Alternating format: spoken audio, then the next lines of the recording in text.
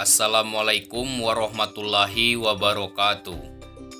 Perkenalkan, nama saya Alexander Ramadan, NIM 2011290039, kelas 2B Prodi Bahasa Indonesia, mata kuliah Morfologi, dosen Dina Putri Juni Astuti MPD. Baik, di sini saya akan menjelaskan tentang jenis-jenis morfem. Yang pertama, morfem bebas, kedua morfem terikat, ketiga morfem utuh, keempat morfem terbagi, kelima morfem leksikal, keenam morfem unik, ketujuh morfem prakategorial, dan yang terakhir morfem segmental. Morfem dapat digolongkan menurut kemungkinannya berdiri sendiri sebagai kata, bahkan sebagai kalimat jawaban atau perintah. Juga ada morfem yang tidak dapat berdiri sendiri sebagai kata. Langsung saja ke yang pertama, yaitu morfem bebas. Morfem bebas yaitu morfem yang secara potensial dapat berdiri sendiri dalam suatu bangun kalimat. Misalnya, kata saya, duduk, kursi, dan pergi. Morfem-morfem tersebut bisa berdiri sendiri tanpa harus digabung dengan morfem lain. Yang kedua yaitu morfem terikat. Morfem terikat yaitu morfem yang tidak bisa berdiri sendiri dan selalu terikat dengan morfem lain untuk membentuk ujaran. Misalnya, kata ber, meng, kan. Morfem tersebut harus terikat dengan morfem lain agar bisa berdiri sendiri dalam sebuah kalimat. Contohnya, berteduh, menganalisa, dan sebutkan. Yang ketiga yaitu morfem utuh. Morfem utuh adalah morfem yang susunannya utuh atau tidak terbagi.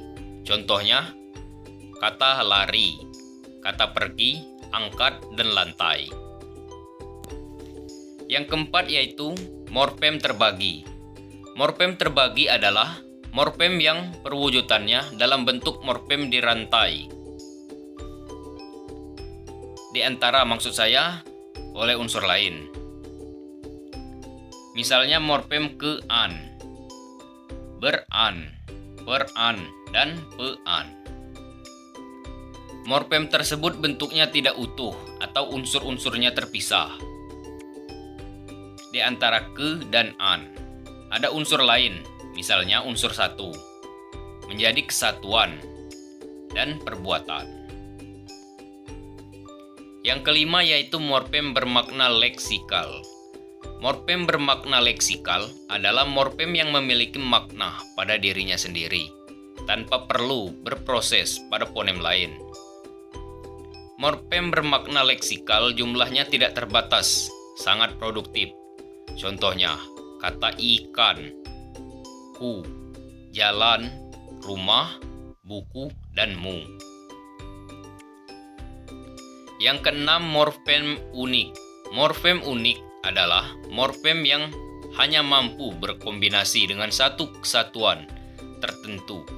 Misalnya morfem gulita, petas, dan siur pada kombinasi gelap gulita, beras petas, dan simpang siur. Yang ketujuh yaitu morfem prakategorial. Morfem prakategorial adalah salah satu jenis morfem terikat yang harus mengalami proses morfologis agar dapat digunakan dalam tuturan.